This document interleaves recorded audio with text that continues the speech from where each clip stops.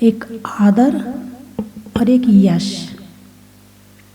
दोनों में अंतर है या नहीं? आदर और यश, यश कीर्ति बोलते ना, तो दोनों में अंतर है या नहीं है? सोचना पड़ेगा। चिंतन का विषय है, विचार का विषय है। दोनों में बहुत अंतर है, थोड़ा नहीं, बहुत ज़्यादा अंतर है। कभी दिमाग ही नहीं गया इस तरफ कि सोचें कि यश कीर्ति और आदर में अंतर है या नहीं है। यश कीर्ति और आदर, आदर बड़ों का किया जाता है, आदर पदाधिकारियों का किया जाता है, आदर सम्मानित व्यक्तियों का किया जाता है।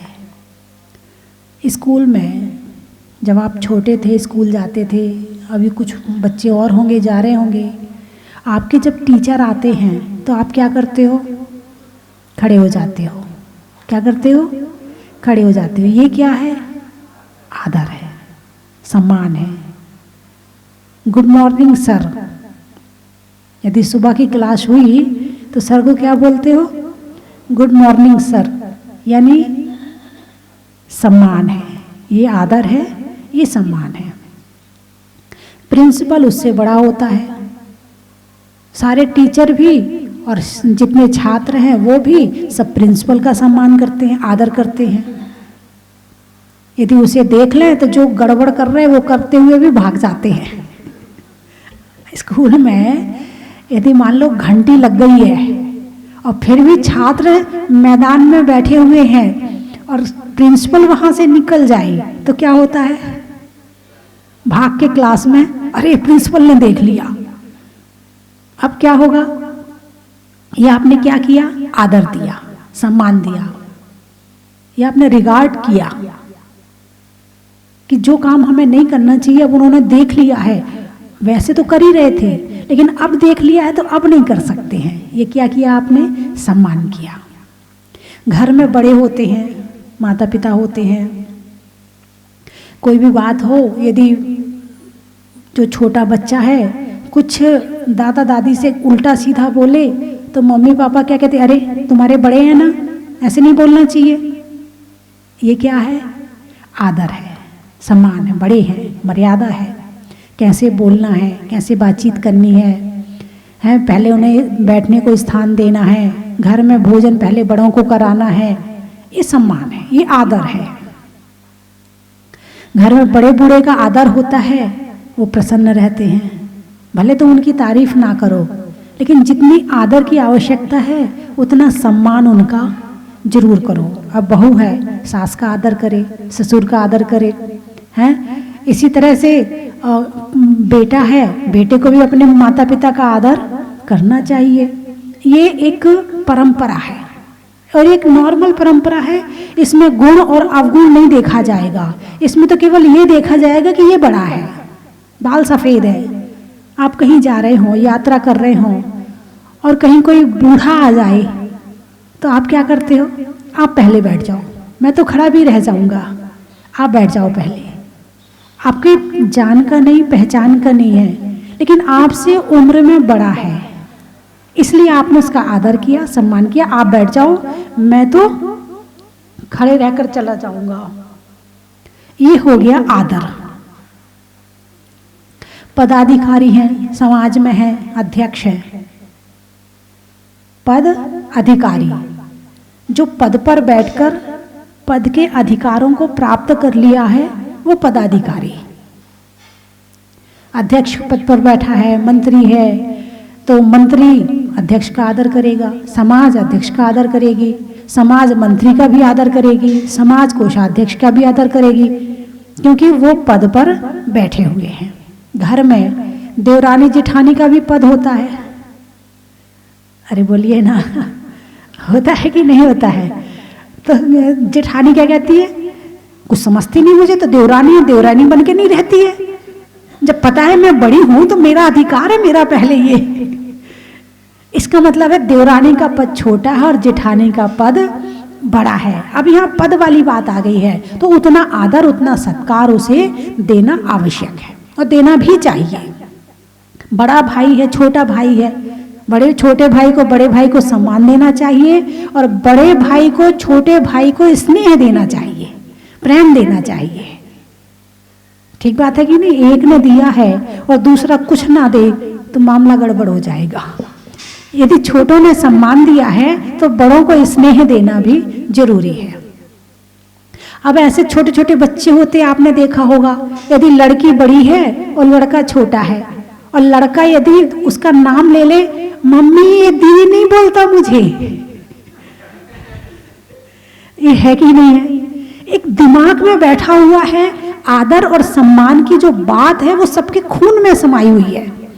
तो इसीलिए मम्मी इससे कहो ये मुझे दीदी बोले, इसका मतलब आदर। ये क्या है? आदर और सम्मान की भाषा है।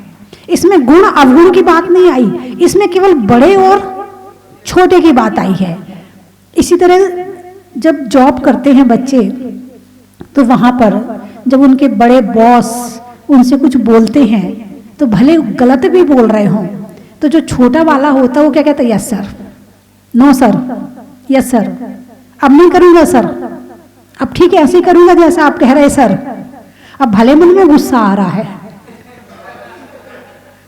मन में भले ही गुस्सा आ रहा है, लेकिन ऊपर से क्या कह रहा है? यस सर, नो सर, बड़े प्यार से, कोई जोर से चिल्ला के नहीं बोल रहा है। अब ये घर की मम्मी होती तो कर तो दूंगा, कह तो दिया, ऐसे बोलता, सर से नहीं बोलेगा ऐसे, वहां मर्यादा है। बॉस है तुम्हारा, ऐसे नहीं बोल सकता है। घर के पापा को थोड़ी बहुत फिर भी वो मर्यादा कम कर लेगा तो चल जाएगा काम, लेकिन बॉस से मर्यादा कम नहीं हो सकती है। इसलिए वहां पर पूरा रिगार्ड, पूरा आदर सत्कार है। अब आपकी दुकान है मान लो, और दुकान में कोई चेकिंग करने वाले आ जाए, ऑफिसर आते हैं ना चेक करने वाले, अब उनको देख के आपको अच्छा लगता कि बुरा लगता? सच बताना, बुरा लगता है। अब अंदर से तो बुरा लग रहा है, लेकिन आ गया है तो अब तो पूरी मक्खन पॉलिश तो करनी पड़ेगी, पूरा आदर सत्कार तो देना पड़े। आइए सर, आइए आइए बैठिए सर, अच्छी वाली कुर्सी दोगे? बढ़िया वाली कुर्सी, बैठिए सर। और सर, नमस्ते सर। और हाँ, जितना ज्यादा से ज्यादा सम्मान कर सकते हो तुम उतना ज्यादा से ज्यादा सम्मान करोगे, और साथ में नोट पानी भी पकड़ा दोगे सर। कितना आदर किया आपने। अब यहाँ गुण और अवगुण की बात नहीं है, यहाँ गुण और अवगुण की बात नहीं है, यहाँ केवल ये बात है कि ये हमारा ऑफिसर है, इसे सम्मान देना जरूरी है। यदि नहीं दिया तो मामले में गड़बड़ हो जाएगा। ठीक है। अब इसी तरह से मान लो विधायक है, पारिषद है, चेयरमैन है, मंत्री है, मुख्यमंत्री है, सांसद है, प्रधानमंत्री है। अब ये भी पोस्ट पे है, ये भी पद पर है। अब मान लो विधायक आया, अब प्रोग्राम चल रहा है, अब वहां दूसरी पार्टी वाले भी बैठे हैं, और पार्टी वाले बैठे हैं तो छोड़ो, जिन्हें सम्मान करना है वो दूसरी पार्टी वाले हैं। अब बताओ विधायक आया तो सम्मान करोगे कि नहीं करोगे? बोलिए, करोगे कि नहीं करोगे? करना पड़ेगा, करना पड़ेगा, मन में भले ना हो। यानी आदर मन से भी हो सकता है और बिना मन के भी हो सकता है। आदर में जरूरी नहीं है कि आपके अंदर के भाव ही आदर देने के हों। एक तो होता सामने वाला मुझे अच्छा लगता है इसलिए मैं उसे आदर दे रहा हूं, और दूसरा है कि वो पद पे बैठा है तो उसके पद का आदर कर रहा हूं। किसका आदर है? उसके पद का। भले विरोधी पार्टी वाला हो, लेकिन वो माला डालेगा, हाथ जोड़ेगा, और मंच पे तारीफ भी करनी पड़े तो करेगा। भले अंदर से नहीं कर रहा, ऊपर से कर रहा है। इसका मतलब ये आदर है। दूसरी बात, 4 व्यक्ति बैठे हैं और किसी की बुराई कर रहे हैं, और अचानक वो व्यक्ति आ जाए, अरे बड़ी लंबी उम्र है तुम्हारी, बड़ी लंबी उम्र है, तुम्ही को याद कर रहे थे, आओ बैठो। बुराई बंद, और आपस में ऐसे लग रहा है जैसे मित्र हों, ऐसे बात करेंगे जैसे मित्र हों, आदर। ये क्या है? अब मैं क्या बताना चाहती हूं, अब उस बात पर आती हूं। कल चर्चा हुई थी आदेय प्रकृति, जो नाम कर्म की 93 प्रकृतियां हैं, उनमें से एक आदेय प्रकृति थी, जिसका मतलब ये है यदि आदेय नाम कर्म का उदय हो तो आदर होता है, सत्कार होता है, सम्मान होता है, और अनादेय प्रकृति का उदय हो तो अपमान होता है। तो आदेय प्रकृति के उदय में आदर और सत्कार की और सम्मान की प्राप्ति होती है। ये तुम नहीं कर रहे हो, ये तुम्हारा कर्म सामने वाले से करवा रहा है। करने वाला सामने वाला है, लेकिन कर्म तुम्हारा काम कर रहा है। इसमें तुम पहले काम करोगे, सामने वाला बाद में करेगा। तुम्हारे आदेय नाम कर्म का उदय है तो तुम्हारा जगह जगह कहीं चले जाओ आदर और सत्कार होगा, और आदेय नाम कर्म का उदय नहीं है तो घर में भी सत्कार होने वाला नहीं है। फिर मैंने कल बताया था कि भाई आदर मिलना हमारे हाथ में नहीं है, कर्म के हाथ में है। किसके हाथ में है? कर्म के हाथ में है। लेकिन आदर देना, बोलिए, ये हमारे हाथ में है। तो हम वो काम करें जो हमारे हाथ में है। हमारे हाथ में है कि हम सामने वाले को आदर दें, सामने वाले से अच्छे से बातचीत करें, सामने वाले को सम्मान दें। तो जो हमारे अनादेय प्रकृति, अनादर प्रकृति का कर्म चल रहा है वो छोटा होना शुरू हो जाएगा, और आदेय कर्म का बंद शुरू हो जाएगा, और जो नहीं मिल रहा था वो भी मिलना शुरू हो जाएगा। और यदि आप बात बात में दूसरों का अपमान करते हैं, दूसरों से चिल्ला चिल्ला के बात करते हैं, दूसरों को परेशान करने वाले काम करते हैं, तो जो आपका अच्छा कर्म आदेय कर्म भी है वो अनादेय में परिवर्तित हो जाएगा। ध्यान रखना, यदि हम अच्छे काम करते हैं तो हमारे बुरे कर्म भी अच्छे बन जाते हैं, और यदि हम बुरे काम करते हैं तो हमारे बुरे कर्म भी अच्छे बन जाएंगे? नहीं बनेंगे। अच्छे काम करने से बुरा अच्छा बन जाएगा, लेकिन बुरे काम करने से अच्छा बुरा बन जाएगा, ये गारंटी है। मैं नहीं कह रही हूं, क्योंकि कर्म की प्रकृति में ऐसा भी है संक्रमण। संक्रमण का मतलब है परिवर्तन। कर्म परिवर्तित भी होते हैं। जैसे इस समय आप यहां बैठे हुए हैं, तो इस समय आपके अकेले पुण्य का उदय नहीं चल रहा है, इस समय असाता वेदनी भी निकल रही है, इस समय अन्य जो बुरे कर्म है वो भी निकल रहे हैं, लेकिन इस समय वो हमें फल नहीं दे रहे हैं। क्यों नहीं दे रहे हैं? तो कहने का मतलब ये है कि संक्रमण, यदि कोई व्यक्ति नरक गया, नरक कोई ना कोई गलती तो की होगी जब नरक गया है, और ऐसा नहीं हो सकता कि उस व्यक्ति ने अपने जीवन में कभी एक भी अच्छा काम ना किया हो, ऐसा भी नहीं हो सकता। कुछ अच्छा किया होगा, बुरा ज्यादा किया होगा, लेकिन जब नरक जाएगा तो उसके जो अच्छे कर्म हैं वो बुरे में संक्रमित हो जाएंगे। कोई व्यक्ति स्वर्ग गया होगा तो ऐसी कोई गारंटी नहीं कि उसने सारे जीवन अच्छे ही काम किए हो, अच्छा ज्यादा किया होगा, बुरा कम किया होगा। तो स्वर्ग में जाकर जो बुरे कर्म होते हैं वो संक्रमित हो जाते हैं। तो ऐसे यहां भी हैं, यदि बुरे काम कर रहे हैं तो अच्छे कर्म भी उसी हिसाब से फल देंगे, और यदि बुरे काम कर रहे हैं तो फिर उस हिसाब से फल मिलेगा। तो इसीलिए आप आदर देना शुरू करो, सम्मान देना शुरू करो, दूसरों की प्रशंसा करनी शुरू करो, तो आपका जो बुरा कर्म है वो अच्छा बन जाएगा और आदर मिलना शुरू हो जाएगा। बात समझ में आई कि नहीं? अरे बोलिए ना। हम तो दिन भर दूसरों का अपमान करें, दूसरों पर चिल्लाएं, दूसरों को डांटें, मर्यादा ना रखें, बड़े छोटे की मर्यादा ना रखें, फिर हम अपेक्षा करें हमारा सारे लोग सम्मान करें, तो कैसे संभव है? नहीं है पॉसिबल। जब पॉसिबल नहीं है तो फिर इस तरह से अपने आप को परिवर्तित करके, सामने वाले के आदर भाव करके, और फिर हम अपने कर्म को परिवर्तित करके जो चीज हमारे पास नहीं है उसको हम प्राप्त कर सकते हैं। मनुष्य पर्याय में क्या संभव है? सब कुछ संभव है, सब कुछ संभव है। मनुष्य ही एक ऐसा प्राणी है जिसके जीवन में सब पॉसिबल है, अच्छा भी, अरे बोलिए ना, बुरा भी, दोनों चीज पॉसिबल है। तो बंधुओं, इसके आदेय के बाद में आती है यश कीर्ति। आदेय, अनादेय, यश कीर्ति। अभी मैंने आपसे पूछा था कि यश कीर्ति और आदेय में अंतर है या नहीं है, तो आप नहीं बता पाए। शायद कभी हम इतने ज़्यादा बाहर में उलझे रहते हैं कि जहाँ हमारा ध्यान होना चाहिए वहाँ एक क्षण को नहीं जाता है, और जहाँ नहीं होना चाहिए वहाँ पूरे समय दिमाग लगाए रखते हैं। अभी ये बताओ, घर में रहकर छोटों का अपमान करने में चूकते हो क्या? घर में रहकर छोटों का अपमान करने में चूकते हो क्या? नहीं। अरे छोटों का तो छोड़ो, बड़ों के अपमान में चूकते हैं क्या आजकल? पहले तो फिर भी मर्यादा थी कि जो छोटे लोग होते हैं वो बड़ों के प्रति कुछ भी होता था नहीं बोलते थे, लेकिन आजकल बच्चों को या तो लाड़ प्यार ज्यादा मिल गया है जिससे वो सिर पे चढ़ गए हैं, उनने मर्यादाएं सारी तोड़ दी हैं, क्योंकि जहां अनुशासन ना हो वहां मर्यादा नहीं होती है। इसलिए अनुशासन जरूरी है, मर्यादा जरूरी है। तो फिर वहां जहां मर्यादा होती है वहां लड़ाई यदि होनी भी हो तो नहीं होती है।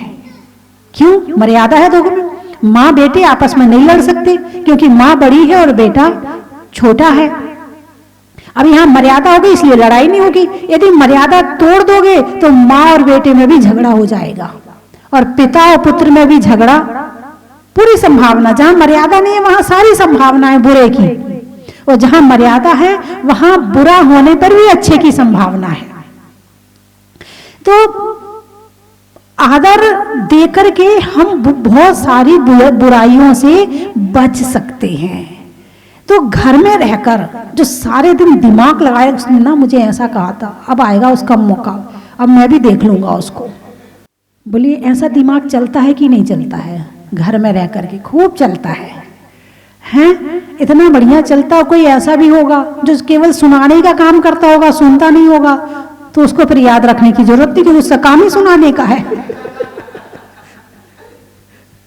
हाँ, उसका तो काम केवल जवाब देने का है, अच्छे बढ़िया बढ़िया सुनने का नहीं है।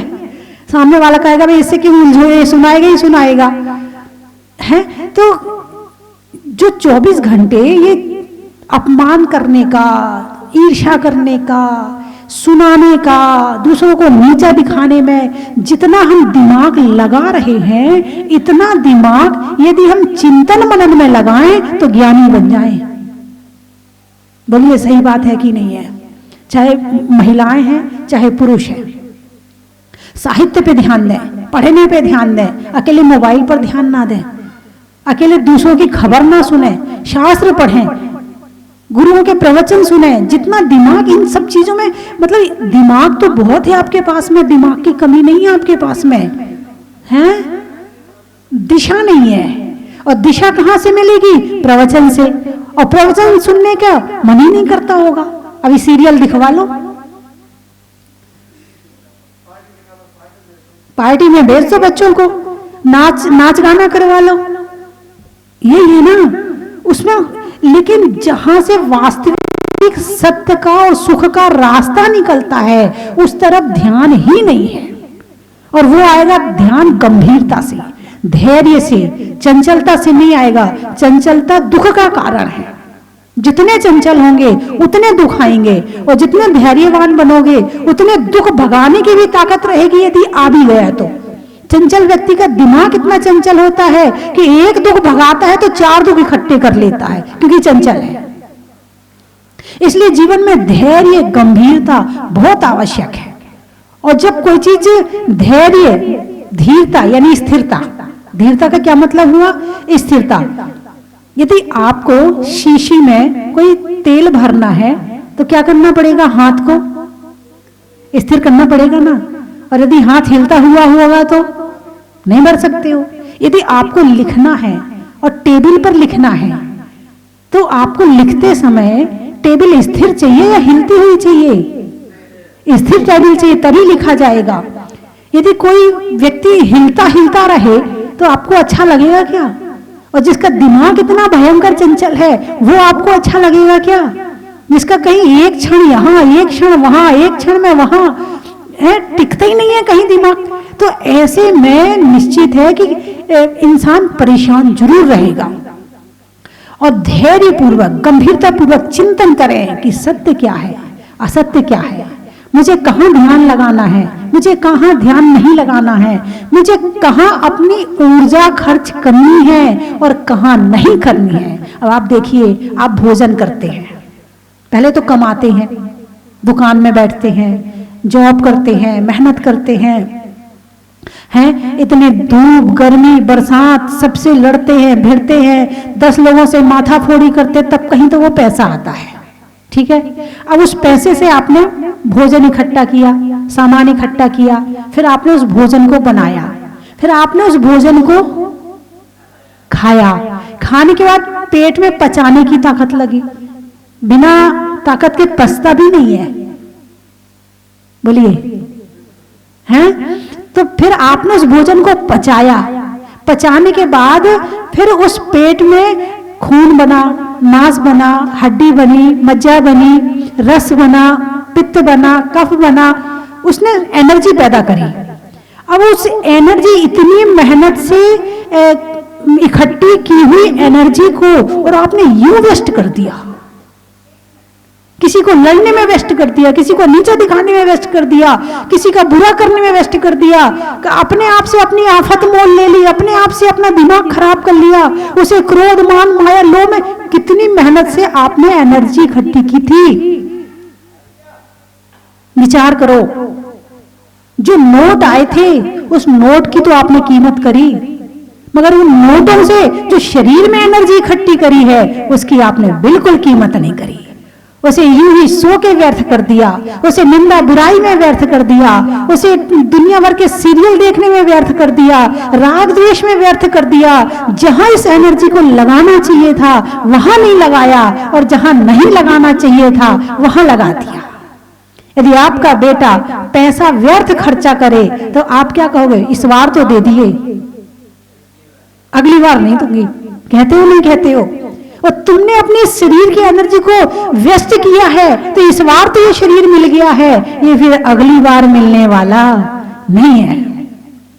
और इस शरीर की एनर्जी को सही जगह खर्च किया है तो इस बार जैसा शरीर मिला है अगली बार उससे अच्छा मिलेगा।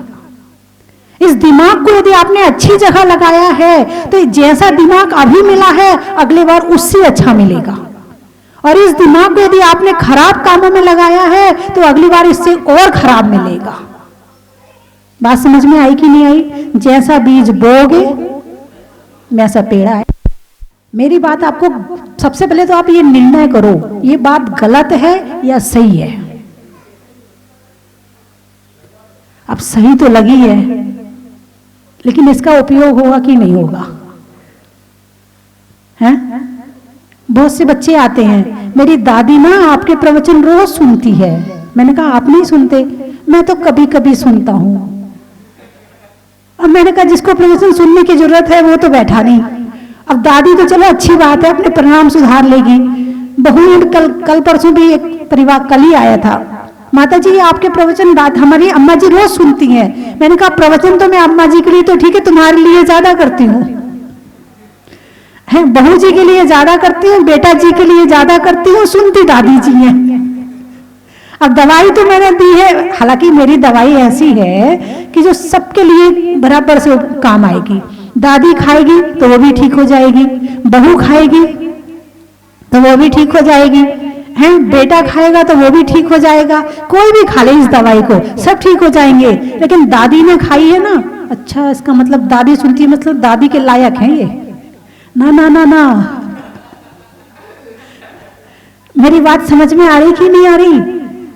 अब इतने बच्चे बैठे हैं, अब ये बताएं शाम को मेरे प्रवचन सुनते हैं क्या? नहीं सुने ना, अब सुनोगे कि नहीं सुनोगे? चलो टीवी के टाइम पर आप नहीं होते हो, यूट्यूब पर तो सुन सकते हो, उसमें तो सुन ही सकते हो। तो आप कहीं से भी लो दवाई, ये दवाई है, शरीर की दवाई तो मेडिकल स्टोर में मिल जाती है, मगर मन को, आत्मा को और अपने जीवन को सुधारने वाली दवाई गुरुओं से मिलती है, जिनवाणी से मिलती है, भगवान से मिलती है। ये शरीर बीमार हो भी जाएगा तो चल जाएगा, लेकिन ये आत्मा और ये मन बीमार हो गया तो तुम शरीर से स्वस्थ होकर भी परेशान रहोगे, दुखी रहोगे। इसलिए यदि आत्मा को सुखी करना है तो धर्म रूपी दवाई खानी अति अति अति आवश्यक है। डॉक्टर भी अपना इलाज नहीं करता है, कहां जाता है? दूसरे डॉक्टर के पास। और आप डॉक्टर के पास जाओ तो पता क्या पूछता है? प्राय डॉक्टर आज तक कोई बीमारी लेके चले जाओ, आपकी शुगर है, आपकी हार्ट प्रॉब्लम है, आपको बीपी है, आपको डिप्रेशन है, आपको कोई प्रॉब्लम हो, पेट में यदि पाचन क्रिया भी नहीं चल रही हो तो आप टेंशन बहुत करते हैं। डॉक्टर क्या कहता है? आपको टेंशन बहुत रहती है। और वो मतलब हार्ट में भी कुछ हो रहा हो तो लिख देते हाइपर टेंशन। बीमारी उनके पकड़ की भी नहीं है। हर चीज में वो केवल एक ही चीज बताते हैं, हर चीज का इलाज। यदि शुगर है, आप टेंशन बहुत कम करते हैं, आप टेंशन कम किया करें। यदि डिप्रेशन है तो आप टेंशन बहुत करते हैं, आप टेंशन कम किया करें। यदि बीपी है तो आप टेंशन से बच के रहा करो, ज्यादा टेंशन मत लिया करो। यही है ना। और आजकल के डॉक्टर ने एक चीज और पूछनी शुरू कर दी है, मंदिर जाते हो? नहीं। स्वाध्याय करते हो? नहीं। और आप जो है प्रवचन वगैरह सुनते हो? नहीं। तो ऐसा करो, आपकी जो बीमारी है ना दवाई से कम ठीक होगी और इन चीजों से ज्यादा ठीक होगी। बात समझ में आई कि नहीं आई? क्या कहते हैं? दवाई से कम ठीक होगी, लेकिन प्रवचन, स्वाध्याय और व्रत उपवास से ज्यादा ठीक होगी। डॉक्टरों ने ये कहना शुरू कर दिया है। तो जब डॉक्टर ये बात कह रहा है तो हम ये बात पहले ही गुरुओं की क्यों ना मान जाएं? पहले ही हम क्यों ना भगवान की बात मान जाएं? यदि पहले भगवान की बात मान जाएं तो डॉक्टरों के पास जाने की जरूरत ही ना पड़े। क्योंकि जब धर्म करेंगे तो टेंशन कम होगी, और टेंशन कम होगी तो टेंशन से संबंधित जो बीमारियां हैं वो होंगी नहीं। तो बात चल रही थी आदर की, सम्मान की और सत्कार की, कि सत्कार और आदर ये कर्म प्रकृति, आदे नाम कर्म प्रकृति के उदय में आदर होता है। मिलना हमारे हाथ में नहीं है, लेकिन देना हमारे हाथ में है। तो आज से छोटों को, बड़ों को, सबको आदर देना शुरू कर दो। हो सकता कि नहीं हो सकता? इसमें सबसे पहले एक काम करना पड़ेगा कि जोर से नहीं बोलना। संभव है कि नहीं? एक सप्ताह करके देखो, आप हाथ उठाओ, एक सप्ताह के लिए, केवल 7 दिन के लिए। अब जोर से बोलने में एनर्जी ज्यादा खर्च होती है या धीरे बोलने में? तो जहां पर 1 रुपए से काम चल सकता है तो वहां 10 रुपए खर्च क्यों करना? जहां 1 रुपए से काम चल सकता है, जब हाँ सामने वाला हमारी धीमे की बात सुन रहा है तो हम 10 रुपए क्यों खर्च करें? सही है कि नहीं है? तो कौन कौन आज 7 दिन के लिए नियम लेगा कि हम जोर से नहीं बोलेंगे? गुस्सा करने मना नहीं कर रही हूं, 7 दिन के लिए हम जोर से नहीं बोलेंगे।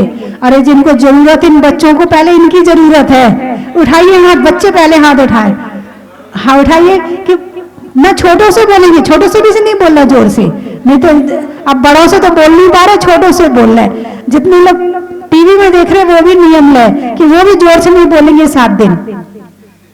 तो कहने का अभिप्राय मेरा ये है कि इससे आप हर चीज को प्रैक्टिकल करके देखना चाहिए।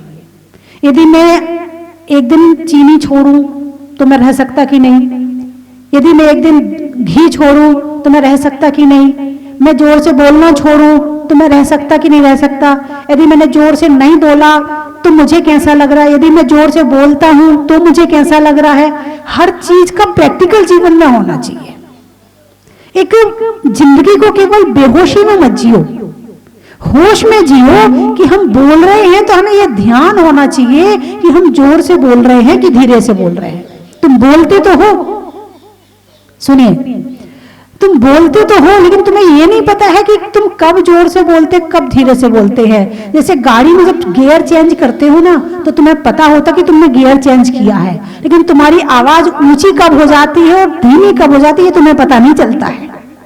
अब तुम्हारे शरीर के गियर चेंज हो रहे हैं, तो पता तो चलना चाहिए कि तुमने अब ऊंचा बोलना शुरू कर दिया है, अब धीमा बोलना शुरू कर दिया है। लेकिन बेहोशी जब होती है ना तो पता नहीं चलता, और होश में बोलो ना तो पता चले कि मैं जोर से बोल रहा हूं कि धीरे बोल रहा हूं। बंधुओं,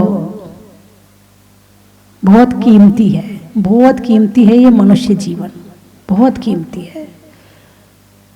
जैसे बच्चे पढ़ने के लिए जाते ना, तो माँ बाप कहते हैं कीमती समय है, ध्यान से पढ़ना। बस यही मैं कह रही हूं, ये मनुष्य शरीर बहुत कीमती है, ये भाव बहुत कीमती है। इसमें कुछ करने आए हैं और केवल हंसी मजाक लड़ाई झगड़े इसी में निकाल दिया तो आपने समझ लो कि आपको सोना मिला था और आपने यूं ही फेंक दिया। चर्चा तो बहुत सारी करनी थी, लेकिन समय हो गया। बंद करूं थोड़ा सा और? अब घर में जाके सुन लेना ना, शाम को सुना दूंगी। है रोज सुनाती ना, मोबाइल पे देख लेना, मोबाइल पे देख लेना, आज यूट्यूब पर देख लेना, आज माता जी ने क्या बोला है ना, आज का शाम का, आज का, कल का, कल को। चलिए मैं 3 चीजें बोलूंगी, आपको कहना बड़ा ही महत्व है। पानी में खोलने का, बनिया में तौलने का, आपके अच्छे से बोलने का, और आपके जोर से नहीं बोलने का।